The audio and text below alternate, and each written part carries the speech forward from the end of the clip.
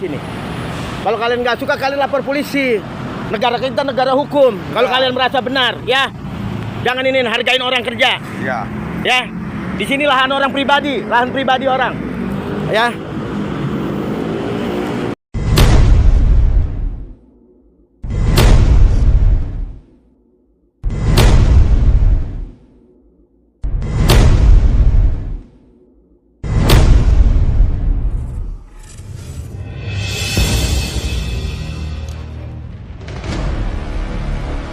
Inspeksi Kalimalang, Kelurahan Jaka Sampurna, Kecamatan Bekasi Barat, Kota Bekasi. Proyek saluran air bersih Pam Jaya, yang sudah berjalan sekitar 7 bulan, ternyata belum menunjukkan tanda-tanda penyelesaian. Padahal berdasarkan keterangan dari salah satu pekerja proyek, pekerjaan pemasangan pipa Pam Jaya sudah lewat masa kerja dari yang sudah ditentukan. Bila dihitung sisa waktu pengerjaan proyek itu, tentunya sudah habis masa kerja yang diberikan pemerintah untuk pemasangan pipa Pam Jaya. Namun pihak kontraktor, KMU, terkesan tidak serius menyelesaikan pembangunan jaringan pipa air tersebut. Belum lagi dengan seenaknya memasang pipa air bersih Pam Jaya oleh pihak ketiga, PT, KMU, di lahan tanah warga atas nama Irot Ismet. Lambannya pekerjaan pipa air bersih ini menimbulkan kekesalan di tengah masyarakat Kota Bekasi, apalagi kabarnya proyek tersebut memakan dana APBN sangat besar dan merupakan mega proyek yang menjadi proyek barometer di Pam Jaya khususnya di wilayah Kota Bekasi.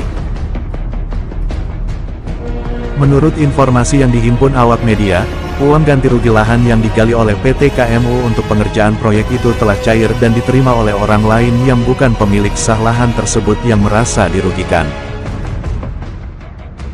Andreas Beda Kredok sebagai kuasa hukum dan tim 11 mengatakan, dengan adanya galian pipa bawah tanah itu, tentu tidak bisa digunakan untuk membangun pondasi dan dikarenakan hampir 100% lahan milik Irot Ismet digunakan Pam Jaya, tentu saja sangat merugikan Irot sebagai pemilik tanah, tegas Andreas.